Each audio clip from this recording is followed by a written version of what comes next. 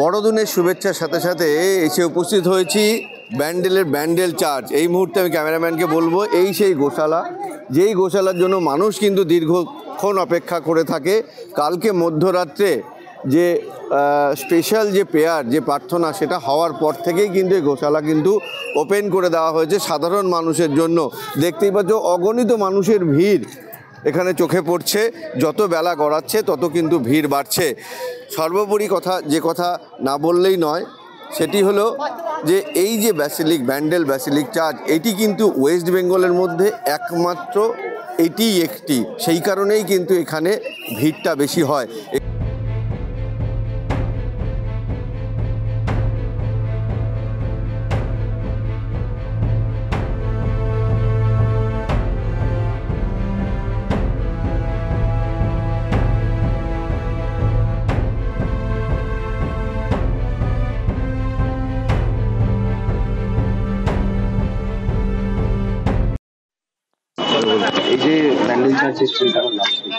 দেখুন, আমি খ্রিস্টান, বাঙালি খ্রিস্টান, এবং গত কয়েক পুরুষ ধরে আমরা, এবং আমার ছোটবেলা থেকে এই চার্চে আসা। তবে আজকে এই বিশেষ দিনে প্রথমবার আসে, এটা একটা খুব অভূতপূর্ণ ব্যাপার, কারণ পশ্চিমবঙ্গের মধ্যে সবচেয়ে পুরনো এবং বড় চার্চ বলে এই চার্চটি পরিগণিত।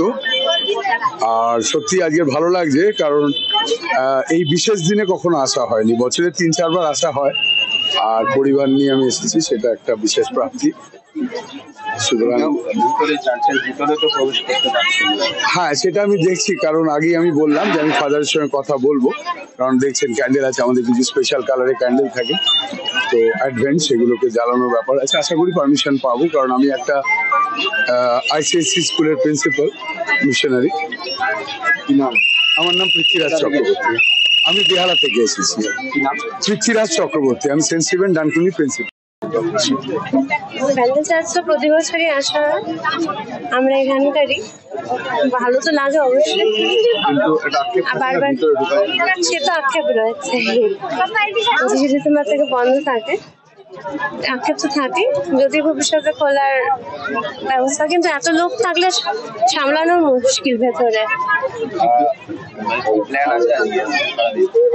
আছে এখানে ঘুরবো, তারপর ইমামবাড়া আছে, এরপর ত্রিবেণী মেলা আছে, যাওয়ার জায়গা অনেক। বাড়ির কাছে হলো তো 25 ডিসেম্বরটা স্পেশাল আজকে আসা। স্পেশাল, হ্যাঁ, বাইরে না গিয়ে এখানেই আসা। দেখি সাজানো গোশালাটা দেখার জন্য না, ছেলেকে নিয়ে, ছোট ছেলে, ওকে নিয়ে বেড়ানো। কি না, হুগলিতে অনেকগুলো চার্চ আছে, তার মধ্যে থেকে কিন্তু এটার ভিড় হওয়ার অন্যতম কারণ হচ্ছে বেসিলিক হচ্ছে এই একটি। ভারতবর্ষের যে 34টি বেসিলিক চার্চ আছে, তার মধ্যে কিন্তু ওয়েস্ট বেঙ্গলে একটি। ভারতবর্ষের 10ম স্থান অধিকার করেছে কিন্তু 1988 সালে এই ব্যান্ডেল চার্চ।